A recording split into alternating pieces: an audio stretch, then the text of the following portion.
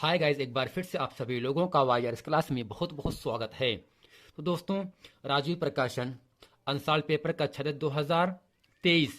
तो दोस्तों, इसके पहले की वीडियो मैंने आप लोगों को अच्छे तरीके से वर्ष 2020 का 824 इनके कोड में खंड खा खंड का और खंड खा, इसके पहले के वीडियो में अच्छे तरीके से मैंने आप लोगों को पढ़ा दिया था। अगर आप वो वीडियो नहीं देखे हैं तो नीचे डिस्क्रिप्शन में लिंक दिया है, वहां आप उस वीडियो को देख सकते हैं। तो आइए दोस्तों, चलते हैं आज की इस पूरे वीडियो में। प्रश्न नंबर 9 के जितने भी खंड हैं, प्रश्न नंबर 10, प्रश्न नंबर 11 के जितने भी खंड हैं, इस पूरे वीडियो में हम अच्छे तरीके से पढ़ने वाले हैं। अब दोस्तों, प्रश्न नंबर 9 में 4 खंड है, का है, खा है, गा है, घा है। और प्रश्न नंबर 10 में का, खा और गा 3 खंड हैं। आइए दोस्तों, चलते हैं प्रश्न नंबर 9 का अच्छे तरीके से हम पढ़ते हैं। दोस्तों, का यहां से कह रहा है मुकुलन पाया जाता है। तो दोस्तों, ऑप्शन यहां से पहला है प्लेनेरिया में, दूसरा है हाइड्रिया में, तीसरा है लीशमैनिया में, चौथा है उपर्युक्त में सभी। अर्थात दोस्तों, जो आपका मुकुलन पाया जाता है वह इन चारों ऑप्शन में ऑप्शन नंबर आपका दूसरा सही है, हाइड्रा। अर्थात तो हाइड्रा में मुकुलन पाया जाता है, जो कि ऑप्शन नंबर आपका दूसरा सही है। खा है दोस्तों जीवाश्म ऊर्जा का स्रोत है। जीवाश्म ऊर्जा का स्रोत है, ऑप्शन पहला है पवन ऊर्जा, दूसरा है सौर ऊर्जा, तीसरा है कोयला, चौथा है जल विद्युत। दोस्तों, आपको यह बताना चाहते हैं जो जीवाश्म ऊर्जा का स्रोत होता है वह इन चारों ऑप्शन में ऑप्शन नंबर आपका दूसरा सही है, सौर ऊर्जा। लेकिन दोस्तों, पवन ऊर्जा, कोयला, जल विद्युत ये सब क्या है दोस्तों, जीवाश्म ऊर्जा के स्रोत नहीं है। लेकिन जो आपका सौर ऊर्जा है यह जीवाश्म ऊर्जा का स्रोत है। इसलिए दोस्तों, ऑप्शन नंबर आपका दूसरा सही है। जो जीवाश्म ऊर्जा का स्रोत होता है वह दोस्तों क्या होगा, सौर ऊर्जा होता है। अब दोस्तों, प्रश्न नंबर गा कह रहा है आपके सामने, निम्नलिखित में से कौन सा मानव में मादा जनन तंत्र का भाग नहीं है। निम्नलिखित में से कौन सा मानव में मादा जनन तंत्र का भाग नहीं, यानी मादा में कौन सा तंत्र नहीं पाया जाता है। दोस्तों, ऑप्शन दूसरा है, पहला है अंडाशय, दूसरा है गर्भाशय, तीसरा है शुक्रवाहिका, चौथा है डिंबवाहिनी नली। अर्थात दोस्तों, मानव में मादा जनन तंत्र का भाग नहीं होता। इन चारों ऑप्शन में ऑप्शन नंबर दोस्तों क्या होगा, यहां से तीसरा सही है, शुक्रवाहिका। अर्थात दोस्तों, मानव में मादा तंत्र का जो भाग नहीं पाया जाता वह दोस्तों शुक्रवाहिका नहीं पाई, लेकिन दोस्तों अंडाशय, गर्भाशय, डिंबवाहिनी ये सब पाया जाता है। लेकिन मानव में मादा जनन तंत्र का जो भाग नहीं होता है वह दोस्तों क्या होगा, शुक्रवाहिका होता है, जो कि ऑप्शन नंबर आपका तीसरा सही है। अब दोस्तों, अगला है स्वपोषी पोषण के लिए आवश्यक है कार्बन डाइऑक्साइड तथा जल, क्लोरोफिल, सूर्य का प्रकाश, उपर्युक्त में सभी। और दोस्तों, हम आपको यह बताना चाहते हैं जो पेड़ पत्ती का रंग हरा होता है वह क्लोरोफिल की वजह से होता है। और जितने भी हरे पेड़ पौधे होते हैं वे सब जो अपना भोजन प्राप्त करते हैं सूर्य से प्राप्त करते हैं। अर्थात सभी हरे पेड़ पौधे अपना भोजन सूर्य की प्रकाश से प्राप्त करते हैं। इस क्रिया के लिए सभी हरे पेड़ पौधे सूर्य से कार्बन डाइऑक्साइड गैस ग्रहण करते हैं और ऑक्सीजन गैस बाहर निकालते हैं।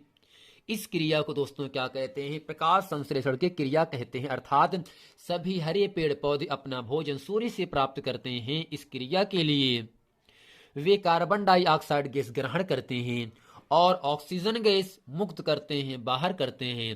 प्रकाश की घटना को प्रकाश का संश्लेषण कहते हैं। अर्थात दोस्तों, स्वपोषी पोषण के लिए आवश्यक क्या होगा दोस्तों, कार्बन डाइऑक्साइड तथा जल, या दोस्तों क्लोरोफिल, या सूर्य का प्रकाश, या उपर्युक्त में सभी। दोस्तों, यहां से जो स्वपोषी पोषण के लिए आवश्यक होता है वह दोस्तों उपर्युक्त में सभी अर्थात क्लोरोफिल भी होता है, सूर्य का प्रकाश भी होता है, कार्बन डाइऑक्साइड के साथ दोस्तों जल की भी आवश्यकता होता है स्वपोषी पोषण के लिए। अर्थात दोस्तों आपको ये बताना चाहते हैं, तो प्रश्न नंबर 9 का जो ऑप्शन सही होगा आपका पहला, दूसरा सही है। मुकुलन पाया जाता है। हाइड्रामी जीवाश्म ऊर्जा का स्रोत है, सौर ऊर्जा का। मानव में मादा जनन तंत्र का भाग नहीं है, शुक्रवाहिका स्वपोषी पोषण के लिए आवश्यक है। ऑप्शन यहां से दोस्तों होगा चौथा, उपर्युक्त में से भी। और दोस्तों इन सभी में है क्या? क्लोरोफिल है, सूर्य का प्रकाश है और कार्बन डाइऑक्साइड गैस भी होता है। अब दोस्तों आशा करते हैं प्रश्न नंबर 9 का खा और गा घा इस पूरे वीडियो में अच्छे तरीके से आप लोगों को समझ में आ गया होगा। आइए दोस्तों चलते हैं प्रश्न नंबर 10 में। जितने भी खंड हैं उन सभी खंडों को अच्छे तरीके से हम पढ़ते हैं। अब दोस्तों प्रश्न नंबर 10 का कह रहा है, क्या होगा यदि एक पोषी स्तर के सभी जीवों को नष्ट कर दें? खा है जल संरक्षण क्या है, विस्तार पूर्वक समझाइए। गा है प्रदूषण क्या है, इसके विभिन्न प्रकारों के नाम लिखिए। आइए दोस्तों चलते हैं प्रश्न नंबर 10 का अच्छे तरीके से हम पढ़ते हैं। प्रश्न नंबर 10 का आपसे कह रहा है, क्या होगा यदि हम एक पोषी स्तर के सभी जीवों को नष्ट कर दें? अब दोस्तों इसके उत्तर में लिखेंगे, यदि एक पोषी स्तर के सभी जीवों को समाप्त कर दें, सभी जीवों को नष्ट कर दें, तो पारिस्थितिक संतुलन प्रभावित हो जाएगा। प्रकृति के सभी खाद्य श्रृंखलाएं एक दूसरे से जुड़ी हुई हैं। जब किसी एक कड़ी को पूरी तरह समाप्त कर दिया जाए तो उस आहार श्रृंखला का संबंध किसी दूसरी श्रृंखला से जुड़ जाता है। अर्थात दोस्तों जब हम एक पोषी स्तर के सभी जीवों को नष्ट कर देते हैं, समाप्त कर देते हैं, तो पारिस्थितिक संतुलन क्या होता है दोस्तों? प्रभावित हो जाता है और प्रकृति के सभी श्रृंखलाएं एक दूसरे पर निर्भर हो जाती हैं, एक दूसरे पर जुड़ जाती हैं। जब किसी एक कड़ी जीवों को पूरी तरह से समाप्त कर दिया जाता है तो उस आहार श्रृंखला का, उसका जो भोजन होता है, उसका संबंध किसी दूसरी श्रृंखला से जुड़ जाता है। यह दोस्तों क्या है, क्या होगा यदि हम एक पोषी स्तर के सभी जीवों को नष्ट कर दें? यह दोस्तों इसका पूरा उत्तर हो जाता है। अब दोस्तों प्रश्न नंबर 10 का खाप से कह रहा है, जल संरक्षण क्या है, विस्तार पूर्वक समझाइए।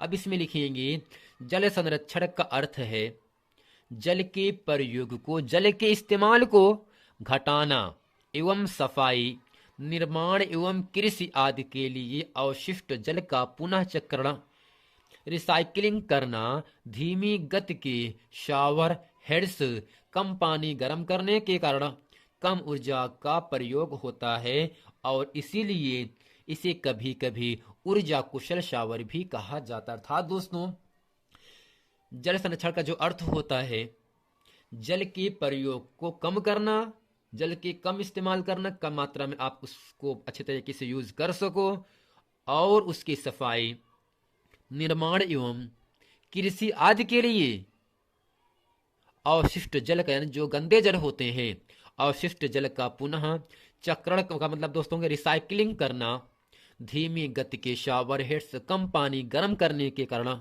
कम ऊर्जा का प्रयोग होता है और इसीलिए इसे कभी कभी ऊर्जा कुशल शावर भी कहा जाता है। तो दोस्तों ये क्या होगा आपका, जल संरक्षण किसे कहते हैं, विस्तार से समझाइए। ये इस पूरे प्रश्न का उत्तर हो जाता है। और दोस्तों ये जो पूरा प्रश्न है 2 नंबर के लिए आपसे पूछा जाता है। अब दोस्तों चलते हैं प्रश्न नंबर 10 का, आपके सामने यहां से कह रहा है, प्रदूषण क्या है, प्रदूषण किसे कहते हैं, इनके विभिन्न प्रकारों के नाम लिखिए। अब दोस्तों इसके उत्तर में लिखेंगे यहां से, जल प्रदूषण, जल प्रदूषण का अर्थ है पानी में अवांछित तथा घातक तत्वों की उपस्थिति से पानी का दूषित हो जाना, जिससे कि वह पीने योग्य नहीं रहता। यही दोस्तों क्या होता, आपका प्रदूषण होता है। अर्थात दोस्तों जल प्रदूषण वह प्रदूषण होता है जिसमें पानी में अवांछित घातक जीवाणु उपस्थित होकर के पानी को दूषित कर देते हैं, पानी को गंदा कर देते हैं। अगर वह पानी हम पी लेंगे तो हम बीमार पड़ जाएंगे। अर्थात क्या होगा, जब बीमार पड़ जाते हैं तो इसका मतलब क्या होगा, जल प्रदूषण हो गया, जिससे कि वह पीने योग्य नहीं रह जाता। अर्थात दोस्तों, जब जल में अवांछित तत्व मिल जाते हैं तो जल पीने योग्य नहीं रहता, तो इसका मतलब क्या होगा, जल प्रदूषण हो गया। अब दोस्तों हेडिंग क्या होगा, प्रदूषण के प्रकार। दोस्तों पहला क्या होगा, भूमि प्रदूषण है, दूसरा है ध्वनि प्रदूषण, तीसरा है प्रकाश प्रदूषण, चौथा है उपचारात्मक भूमिका, पांचवा है जागरूकता संबंधी भूमिका। तो दोस्तों आशा करते हैं इस पूरे वीडियो में प्रश्न नंबर 9 के 4 बहुविकल्पीय प्रश्न और प्रश्न नंबर 10 के 10 का 10 का खा 10 का गा, इन सभी प्रश्नों को अच्छे तरीके से आप लोगों को समझ में आ गया होगा। मिलते हैं दोस्तों नेक्स्ट वीडियो में, तब तक के लिए थैंक यू।